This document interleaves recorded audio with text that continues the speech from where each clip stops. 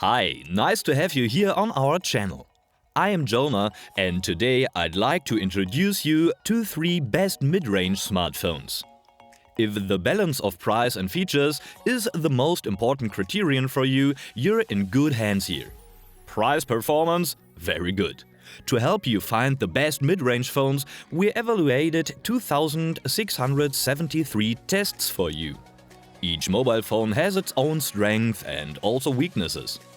But before I go into too much detail, I recommend that you subscribe to our channel and click on the bell, so that you don't miss any of our future comparisons. If you already like the video, feel free to leave a like or let us know in the comments what we should do better. But now we really come to our ranking. We start with the 3rd place, the OnePlus North 2 5G. Approximately 350 pounds.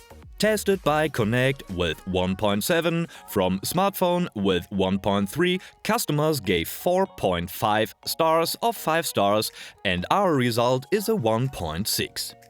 The flagship destroyer goes one better. Its strengths are first-class price-performance ratio, attractive AMOLED display with 90 Hz, high-end chipset for powerful computing performance, good main camera with optical image stabilization. Weaknesses: not waterproof and memory not expandable. The Nord was already a furious entry into the mid-range for OnePlus, which currently topped our mid-range best list for a long time after 22 reviews with an average score of 1.4. With the second iteration, OnePlus wants to own even more on the biggest strength of the series: the price-performance ratio. The North 2 5G once again offers a 6.4-inch AMOLED screen with a smooth 90 Hz, which only slightly lags behind the screens of the current flagships.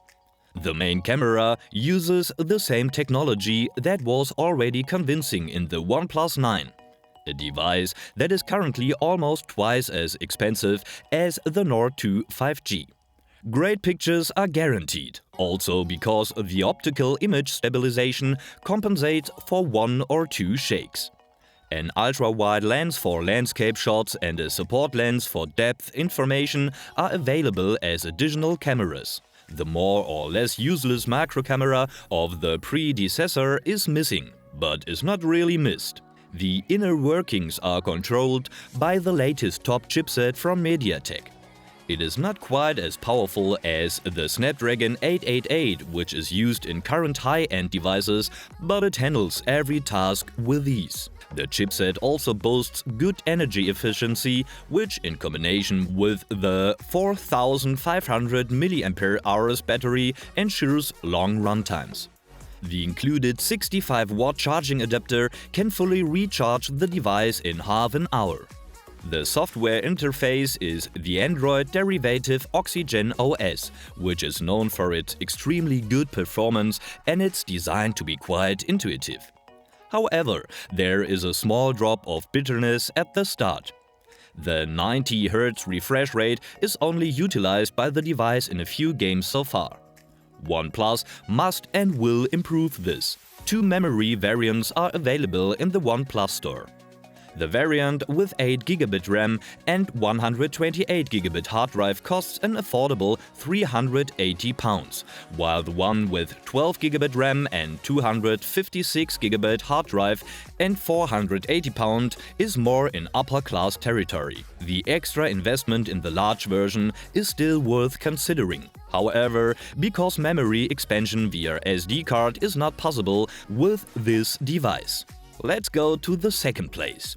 The Poco F3, approximately 300 pounds. Tested by our customers with 4.5 stars of 5 stars and our result is a 1.5. Top device for those who value display and performance. Its strengths are the top display with OLED technology and 120 Hz, very fast processor and good graphics performance, strong price-performance ratio and the 5G mobile phone. Weaknesses: weak additional cameras, ultra-wide and macro. A lot of pre-installed apps and advertising in the operating system. The Xiaomi offshoot Poco is lowering its prices in the third generation and promises high-end feeling for around £300.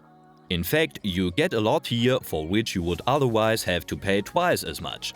For example, a real top display has been installed here.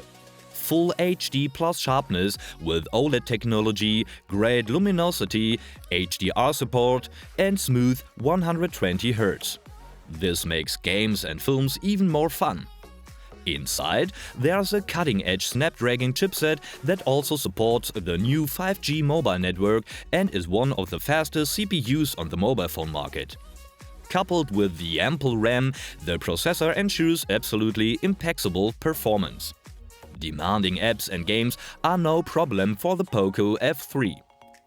The rest of the technical data reads more like what you would expect in the under £400 class, although there are hardly any real weaknesses to be found.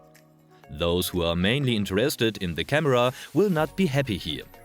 The main camera shoots solid photos with strong colors and offers a good mode for night shots, but the additional lenses for ultra-wide and macro shots only offer mediocre photo results. At first glance, the casing looks glassy, but it is very fingerprint-prone and not protected against water. You can expect a high battery capacity, but the runtimes are still only mediocre. Endurance can be improved by foregoing 120 Hz and switching to 60 Hz. For more details, go to the links below this video. And now we will go on with the first place. The Motorola Moto G200 5G, approximately £400. Tested by TechRadar with 1.5, customers gave 4 of 5 stars and our result is a 1.3. Price performance hit between middle and upper class. Its strengths are high-end chipset with strong computing power, clean Android without unnecessary additional software and customizations, good battery life, up-to-date interfaces. Its weaknesses are no wireless charging, simple plastic casing, the camera without optical image stabilization. Motorola has replaced its first-generation Moto G100 with the Moto G200 5G, a model that is aimed even more than before at price-conscious buyers who are primarily interested in value for money. With a starting price of £400, it makes itself comfortable between the mid-range and upper class and thus also competes with the flagship models of the previous generation. The Moto G200 certainly has flagship genes, as it is surprisingly equipped with Qualcomm's high-end Snapdragon 888 chipset, which is also used in high-performance devices such as the Asus ROG Phone 5. Gaming fans will not only appreciate the performance, but also the high refresh rate of 144 Hz, which ensures a particularly smooth display. The display is also sharp and bright, but does not come close to OLED displays in the discipline of contrast.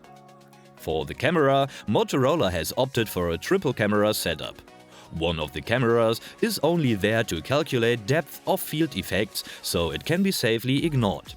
This leaves a good 108 megapixel main camera that shoots good photos even in low light, as well as an ultra-wide lens that is always practical but falls a little short in terms of image quality. However, since optical image stabilization is missing, steady hands are necessary when taking photos and filming.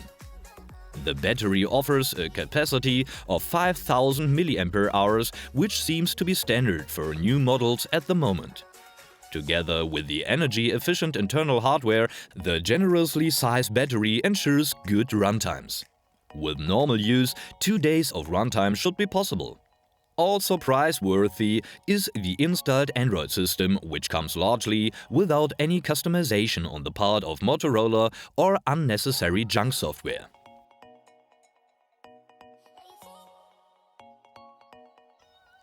Yeah, as you can see, there are really great smartphones in the mid-range. I hope that I was able to help you a little with your purchase decision with the video. If so, please leave a like and don't forget to subscribe to the channel and click on the notification bell. That would really help us and the channel. And maybe you can tell us in the comments which product you like best and which one you have already decided on. Thank you for watching and see you very soon. Bye bye.